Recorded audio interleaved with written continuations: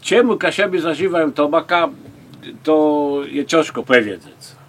Ale ład czy to już wpływ, od wiodny. Tabakiera w rękach każdego snapera, no i nadszedł czas teraz na tabaczany melanż. Może być Red Bull, kiedy już gawita nie ma. Linijeczka, pudełeczko i rureczka. Na stoliku posypana jest kreseczka, szybki ruch i już czuć smak.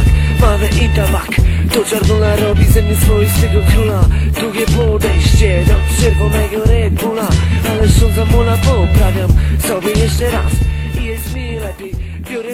Stabacierun na Kasiebach. Dzyl dredzi, głescenały waste Rudolfa Kręcigłe. Udaliśmy się z wizytą do pana Rudolfa Kręckiego, jednego z najbardziej znanych i cenionych wytwórców tabakier na Kaszubach, który wytwarza rogi już od prawie 20 lat. Chcieliśmy się dowiedzieć, czy tabakiery, które powstają w jego zakładzie, to tradycyjne rożki kaszubskie. Jak popatrzy, wie pan, w muzeach, na przykład wiem, w Kartuzach, bo oni mają najwięcej tych wyrobów i najstarsze mają. To są właśnie takie tego typu. Oczywiście ja robię jeszcze inne, których przedtem nie robiono, co mnie zarzuca na przykład etnograf. Bo uważa, że to nie jest w porządku, bo ja robię nowe. A ja nie bardzo wiem, dlaczego ja nie mam robić nowych, dlaczego ja mam tylko powielać.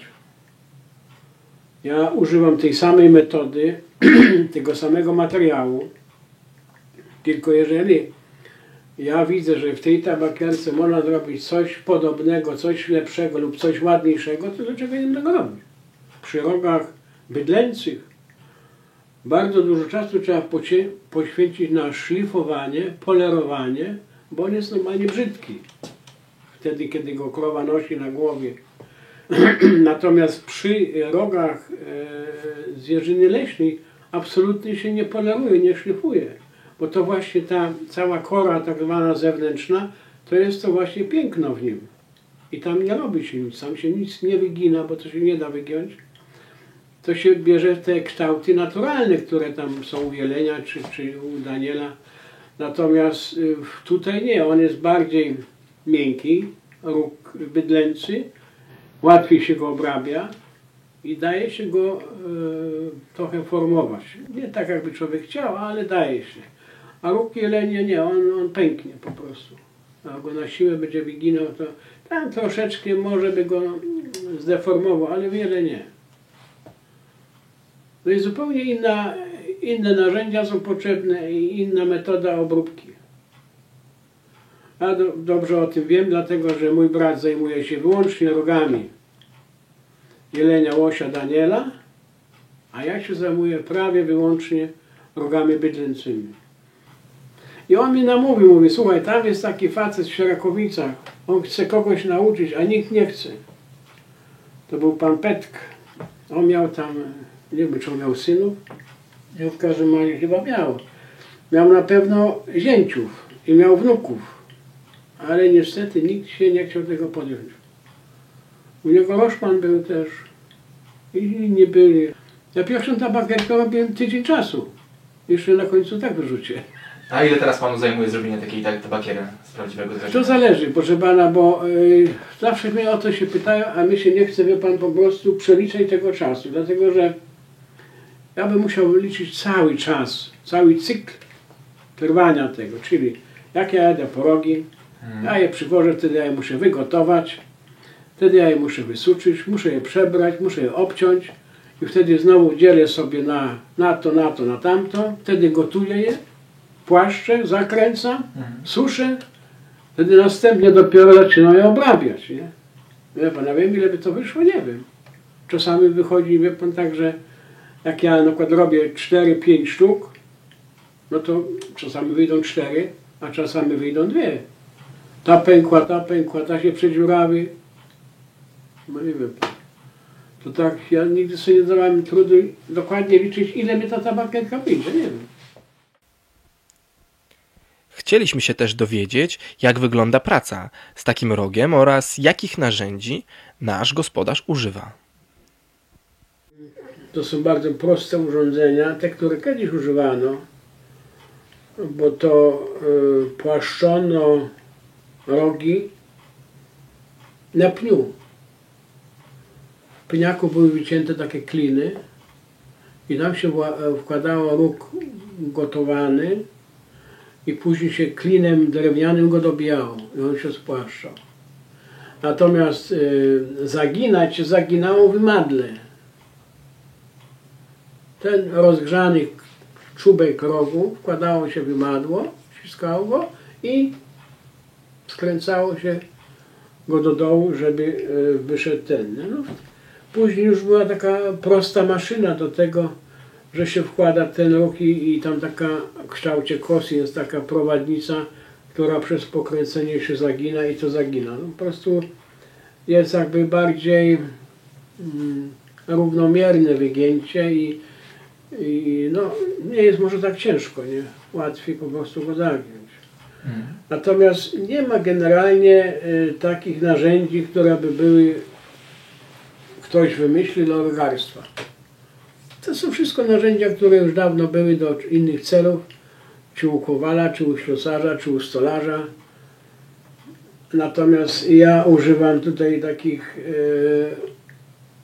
do grawerowania, dlatego że to są różne frezy, na przykład tutaj takie do wyrobienia oczu. Mam większe, mniejsze, bo to zależy, czy mały ptak, czy sowa, czy ten, to się wtedy używa większych tych. I to po prostu lepiej wychodzi, bo ręcznie zrobić kółko, no to jest trudno. Natomiast ja graweruję czasami jakieś inicjały na tabakierce lub jakieś herby. Jasne. Mój wnuk najstarszy robił ze mną jakiś czas. Jak wakacje miał, to tu przyjeżdżał. Ale wie pan, jak miał 15-16 lat, tak, a później już nie wie pan. W tym wieku młodzież co innego interesuje. No to się nie chce siedzieć, bo to tak kurzy, trzeba się ubrać, przebrać, a to wie pan, w tym kurzu to no, ani nie ma z kim pogadać, a to nie jest tak, wie pan, że ja to rzucę i lecę, a najlepiej to tak, żeby wie pan, on do południa zrobił, a po południu zaraz sprzedał, żeby już były pieniądze, nie? No to tak nie idzie. No wie pan, trzeba zrobić, ale trzeba czekać, nie? Czasami no, różnie bywa. Tam jest większa sprzedaż, czasami mniejsza. No to tak wie pan, no to przede wszystkim to trzeba mieć dużo cierpliwości. I tu nie można robić nic pośpiesznie, bo to się zepsuje, nie? A to można zepsuć na każdym etapie. Można przeszlifować, można przedziurawić, można za mocno ścisnąć i to pęknie. Te niektóre tabakierki z herbem, czy kaszubsko-pomorskim, czy gryfem, czy w ogóle inne, wie pan, to są oprawione w srebro. I żeby to jakoś całkowicie wykończyć, no to myśmy robili albo zatyczkę całkowicie srebrną, kulkę srebrną, ale później, ponieważ ten rejon jest związany z bursztyniarstwem i z bursztynami, to żeby to upiększyć, to zamiast srebra daliśmy tam taką kulkę bursztynową. A ponieważ ja bursztyn używam do tabaki, do zakrapiania tabaki, jako tabakę bursztynową, ponieważ to jest moim zdaniem pewnego rodzaju tabaka zdrowotna, szczególnie przy katarze. Bo ja tak sobie myślałem, kiedyś przyjechałem, miałem katar i przywiozłem sobie lek z apteki. On jest w kroplach. Teraz wie pan, ja muszę siedzieć na krześle i tam czekać, aż to tam zadziała, bo to mnie wyleci z nosa. A jak ja sobie tymi samymi kroplami za kroplę tabakę wciągnę i idę do roboty. Nie muszę czekać. A żeby nie kupować z apteki tych kropel, to ja sobie zrobił własne krople. Zresztą nie to ja wymyśliłem, bo to nasze babcie, prababcie używały nalewki bursztynowe jako lekarstwa. I ja po prostu to lekarstwo wlewam do tabaki i mam tabakę na katar. I pomaga? Oczywiście. Zawsze mi pomaga, chyba że wie pan, jak już jest za późno. Jak za mocno leci, to już tam nie mówię, leczony czy nie leczony, to 7 dni tak będzie trwało, nie? Ale jak ja czuję, że coś mi tam to od razu idę po tabakę. Wydaje się, że miętowa tak samo działa, nie? No właśnie, jeżeli jesteśmy już przy temacie tabaki, to właśnie tak słyszałem, że taką jedną z tych tradycyjnych odmian na Kaszubach właśnie była tabaka bursztynowa lub właśnie bursztynowa z miętą, takie, które były tradycyjnie zażywane na Kaszubach. Proszę pana, tradycyjnej bursztynowej nie było nigdy. Bo skąd miał być ten bursztyn chłop? Panie, on w ogóle Gdańska nie widział, ani morza. Może jakiś bogatych bór? Proszę pana, tu nie było bogatych burów. No tam byli tacy, no oni nazywali, że oni są bogaci, ale wie pan, aby pan to dzisiaj go porównał, to jego bogactwo, to w sumie była biedota. Natomiast była używana nalewka jako lekarstwo, szczególnie dla dzieci. Smarowano skronie, smarowano klatkę piersiową. To pomagało, nie? Bo to nie było wymyślone przez Kaszubów przede wszystkim. Natomiast mięta tak, bo mięta rosła przy każdym stawie. To był rodzaj dla nich chwastu. I wie pan, Kaszub brał to, co miał pod ręką. A nie tam gdzie miał jechać. Czym? Do Gdańska? Mowy nie ma. On, proszę pana, sam liście produkował. Zawsze pamiętam, że dzisiaj tam w niektórych, tam gdzie jego żona miała warzywnik, przeważnie to był bób, fasola, tam kapusta i tam może nie wiem co jeszcze, marchew, buraki, no tam było zawsze parę krzaków tytoniu. Uważa się też powszechnie, że Kaszubi mają własną recepturę na tabakę. Zapytaliśmy, jak ona wygląda. Receptura jest prosta. 95% to jest tytoń, a te 5%, a może i mniej, to są różnego rodzaju dodatki zapachowe i nic więcej. I teraz wie pan, no, zależy czy pan lubi zapach mięty, czy pan lubi zapach alkoholu, czy zapach bursztynu, czy wie pan, no to można robić, wie pan, dziesiątki różnych nalewek i to dodawać do bursztynu i koniec, do tabaki i koniec. Nie ma żadnego specjalnie, wie pan, kombinacji tam. To jest prosta sprawa. Dlaczego właśnie Kaszubi są tak mocno zżyci z tabaką? Czy ona ma dla nas jakieś specjalne znaczenie? Był taki zwyczaj po mszy świętej przy kościele. Ludzie dosyć długo stali w grupach i rozmawiali o tym, co się w danym tygodniu stało. Kto umarł, komu się urodziło, co się stało, komu koń zdechł i tak dalej. Oni nie mieli kontaktu innego. Oni nie mieli telefonu, nie mieli kiedy ze sobą rozmawiać, nie mieli czasu. Przyjechali do kościoła, to się spotykali znajomi, krewni, całe rodziny. I teraz tak, ci co mieli pieniądze, szli do gospody na obiad. Dlatego gospoda była zawsze blisko kościoła. Natomiast ci, co nie mieli pieniędzy na obiad czy na kawę, no to stali przy kościele czasami pół godziny, godzinę, opowiadali sobie, co tam w tej rodzinie się dzieje i w międzyczasie zażywali tabaki. To znaczy, oni nie musieli zawsze, wie pan, zażywać na zgodę, bo oni wcale się nie musieli kłócić. Ale jeżeli na przykład tam ktoś, jeden, drugi miał zatargi, a ten jeden z nich poczęstował go tabaką, no to znaczy, że on już na niego zły nie był, nie? To jest taka forma, jakiś gest takiego, no jakby rękę podał, nie, na zgodę. To coś takiego to, tak to można było przyjąć. Zadaliśmy też panu Rudolfowi pytanie o to, jak się tabakę zażywa i jak prawidłowo posługiwać się rożkiem. To zależy z czego zażywa. Jak będzie zażywał z pudełka, no to wiadomo, że musi wziąć palcami i sobie albo niektórzy od razu do nosa biorą, albo sypią sobie na rękę i wtedy do nosa. Nie? Natomiast takie, wie pan, że szukają jakiegoś zgłębienia, niektórzy mają duże zgłębienie, niektórzy nie mają w ogóle, zależy jaka jest gruba ręka, tłusta i ten. Znaczy sypie się normalnie na rękę i zażywa do nosa, nie? Proszę pana,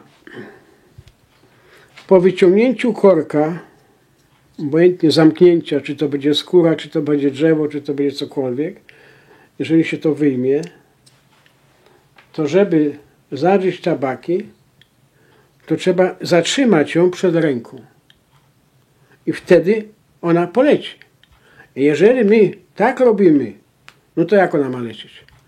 Powoduje to zapchanie w tym wąskim miejscu i ona się ubija. Przez to takie uderzanie, bo on powinien zatrzymać przed ręką tabakierę. Nie dotykać skóry. Wtedy to mu nie zrobi. Ale jeżeli on tak, no to jak? No ma korek zapchany, tu dziurę zapchaną i tu się w tym miejscu ubija. Ale wtedy na to jest sposób, bo to trzeba stuknąć tym szybem, tą tabakę cofnąć. I wtedy jeszcze raz.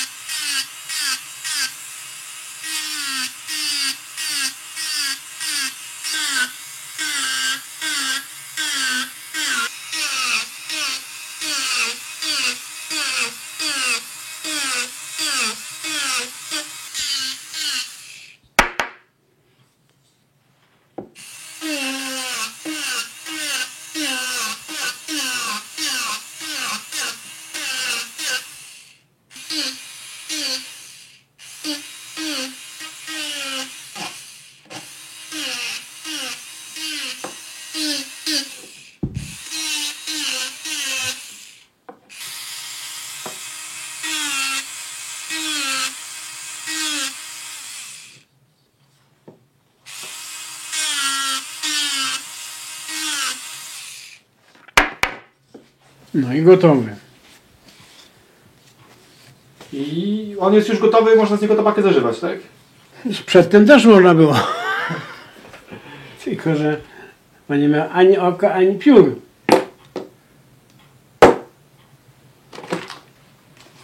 A teraz mam wszystko, co trzeba.